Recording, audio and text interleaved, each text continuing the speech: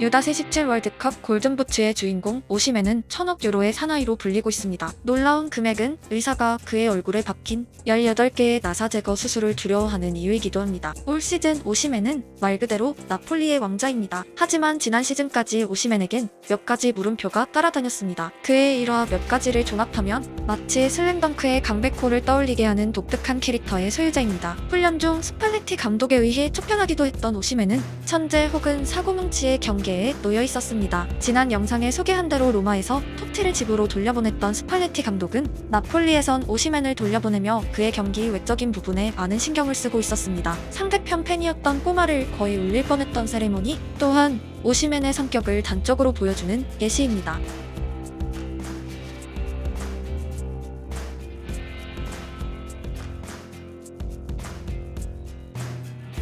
1000억 유로의 사나이는 도대체 어떤 사람일까요? 오시멘은 1998 나이지리아 라고스에서 6남매 중 막내로 태어났습니다. 그의 성 오시멘은 지역 원주민, 언어의 기원이 있고 신은 선하다라는 의미를 가지고 있습니다. 하지만 가족이 진정으로 신은 선하다고 믿을지 의심될 정도로 그들은 어려운 시간을 보냈습니다. 어머니를 일찍 여인 오시멘 가족은 경제적으로 유복하지 못했고 교통체증이 생기는 곳에서 생수와 가정용품을 파는 일을 했습니다. 가족의 생업에는 6남매 중 걸을 수 있는 모든 형제들이 동원되었고 빅터 오시멘도 당연히 포함되어 있었습니다. 그가 자란 울루소수는 아프리카에서 가장 큰 쓰레기장 중 하나가 있는 곳입니다. 거주지의 환경과 주민들의 평균적인 경제력 또한 물론 열악했습니다. 낮에는 생수를 팔고 냄새나는 곳에서 잠들며 꿈도 희망도 없이 자라던 어린 오시멘의 유일한 낙은 저녁시간 친형 앤드류가 뛰는 축구 경기를 관람하는 것이었습니다. 앤드류는 지역사회의 스타이자 온 가족 중 유일하게 빛나는 미래를 가지고 있었습니다. 막내 오시멘은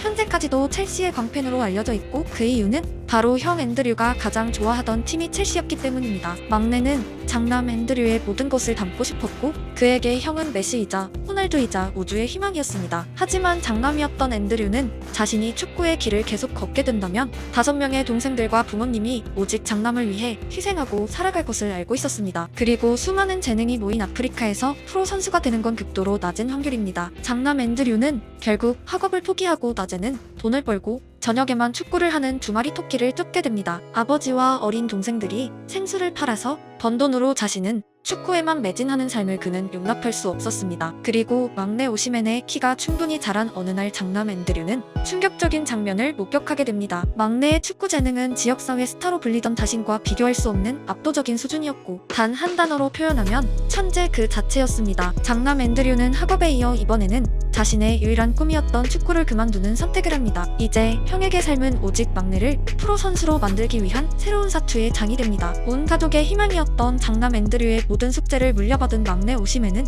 하룻밤 사이에 형과 누나들 그리고 부모의 명운을 손에 쥐게 됩니다. 그에게 축구란 그저 주어진 취미가 아니라 시작부터 8명 가족의 생존을 위해 반드시 살아남아야만 하는 서바이벌이 된 것입니다. 그의 출발이 유럽 선진국의 아이들과 비교해 얼마나 어려웠는지는 오시멘의 첫 축구화를 통해 생생히 전해집니다. 그는 쓰레기 폐기장에서 한쪽은 나이키 한쪽은 미복 축구화를 구했고 이것을 여동생이 밤새 수선해주며 마침내 자신만의 무기를 가지게 되었습니다. 결과적으로 앤드류의 눈은 정확했고 오시멘이 지역 스카우터에 의해 라고스 울티메이트 스트라이커즈 아카데미의 테스트에 합격하는 데는 오랜 시간이 걸리지 않았습니다. 하지만 가족이 놀라기는 아직 일렀습니다. 오시멘은 U-17 월드컵 나이지리아 대표팀에 발탁되었고 토너먼트 데뷔전에서 2골을 기록하며 대회를 관람한 전 세계 스카우트들의 눈을 사로잡았습니다. 대회 최고의 스타가 된 오시멘의 영입 전쟁에 아스날, 맨시티, 토트넘 등이 참전했고 놀랍게도 오시멘의 선택은 독일의 볼프스부르크였습니다. 그는 당장 주전으로 뛸 수 있는 팀을 선택하고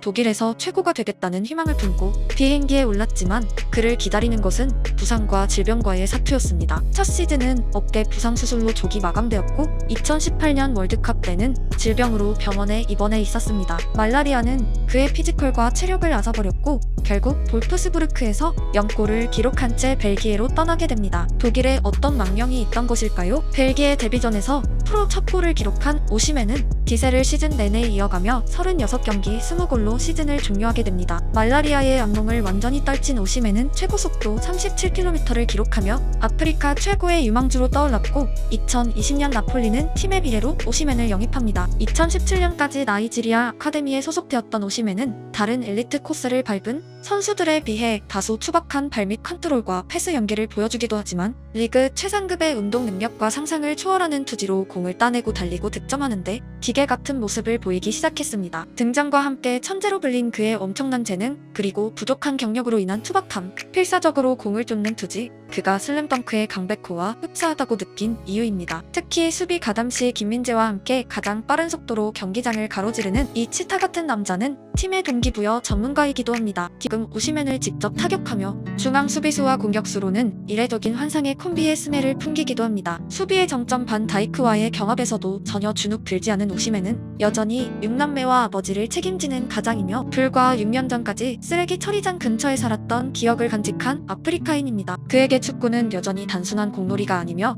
가족의 생존을 지속시켜줄 직업입니다. 나폴리의 우승에 어느 지역보다 큰 축제가 일어날 나이지리아 올라수순 지역은 슬슬 분위기가 무르익기 시작했습니다. 그들은 누구보다 이탈리아 챔피언이 된 오시멘의 금의 환영을 기다리고 있습니다. 물론 자신의 모든 꿈을 그대로 물려준 장남 앤드류에게 오시멘은 이미 이탈리아 챔피언이자 아프리카 챔피언입니다.